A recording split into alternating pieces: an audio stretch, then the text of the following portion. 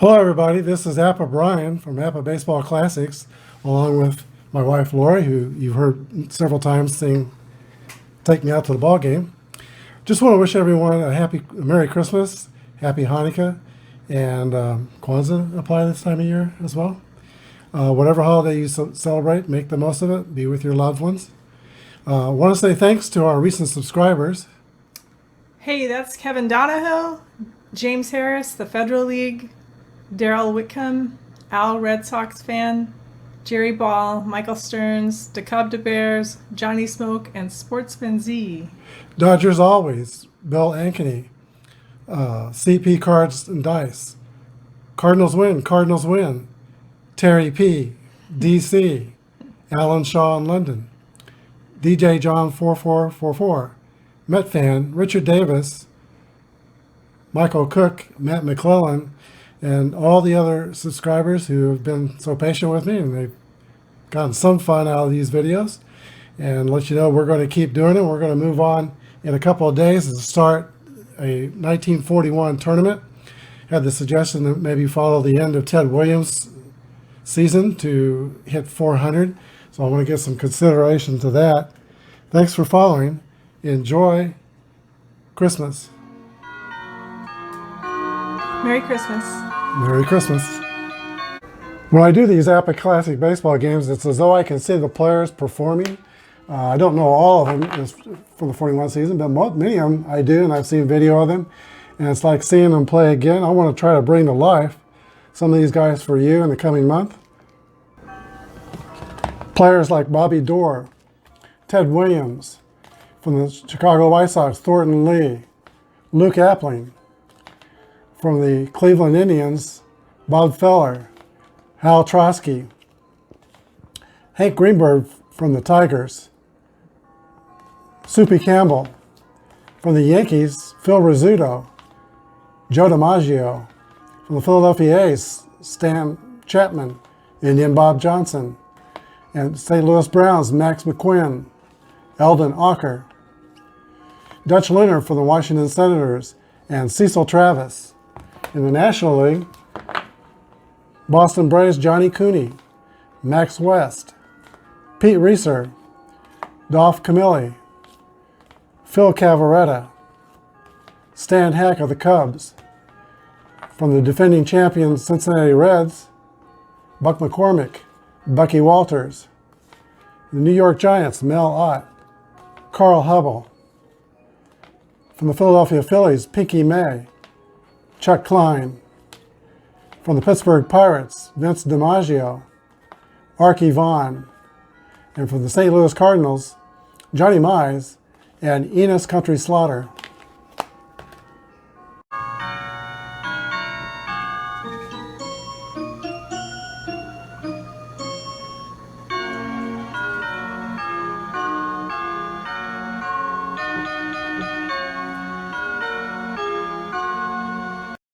This is Union Station, Kansas City, Missouri.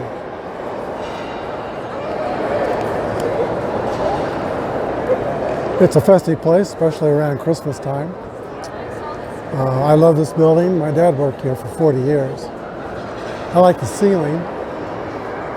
The colors in the ceiling, 90 feet high.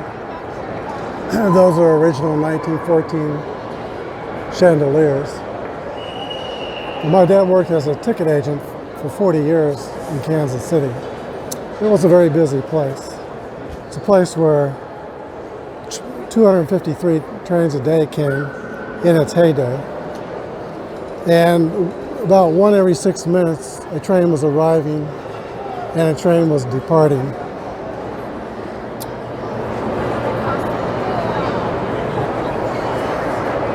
This window here was where the station broadcaster announced the comings and goings of the trains. Next to that was the station master's office.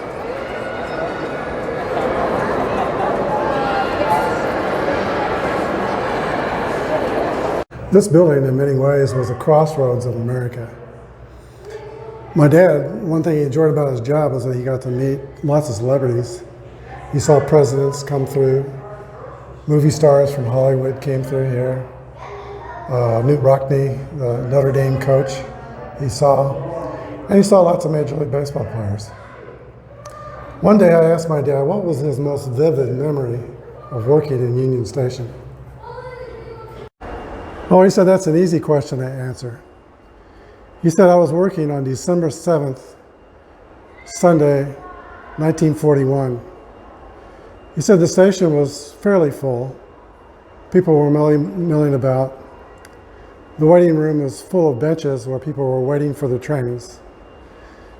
Then shortly before 2 o'clock, the station master's broadcast system came on and said, according to the United States government, the Japanese have attacked Pearl Harbor.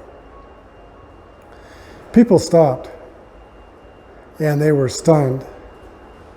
Most people in the Midwest in 1941 were isolationists. They wanted nothing to do with Europe's war.